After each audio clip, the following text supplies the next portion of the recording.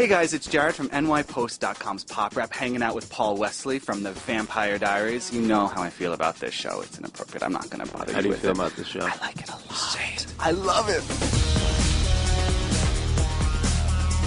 At the end of season 1, I was like, I don't know where they're going to go. Like, how much more kind of action-packed and crazy can it get? It was a goal of mine to have to make season 2 to make Stefan a little bit more assertive and not have Damon be so sort of possessive over him and in terms of disempowering him. The werewolf thing, you know, it's like an entire B storyline, and it's got its own mythology, its own set of characters. I just like the fact that there's a possibility of them being allies or huge enemies for us, and they're bringing in some new characters.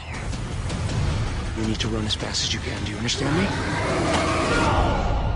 The other introduction in season 2 that's been really interesting in the last few weeks is this concept of the originals. You've got Elijah, you've got Klaus. When Stefan and Damon were introduced, it was such like powerful, omnipotent, sort of like these beings, and now it's like, oh, these guys are hundreds of years older, so much more powerful, and it takes it to a higher threat level, I think. Klaus is still sort of this mysterious figure. Will we meet him? I'm sure. When, I'm not sure, but I know it will eventually happen. It's inevitable. It's kind of cool, though, because we don't really know what Klaus looks like. We don't know who he is. We don't know. I can't wait to meet Klaus myself. I can't wait to find out who they cast as Klaus. Wouldn't it be cool if they cast, like, some little girl as Klaus, like Dakota Fanning, or just someone completely unassuming? Actually, that'd be 10 times creepier. I'm not afraid of her. You should be.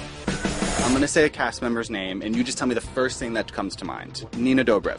She's like my little sister in a weird way, and that's kind of gross because I kiss her and make out with her, but yet I love her, and I think she's like, you know what I mean? That's really gross and disgusting. It seems like everyone's gonna hate that. What about Matt Davis? He's not a human.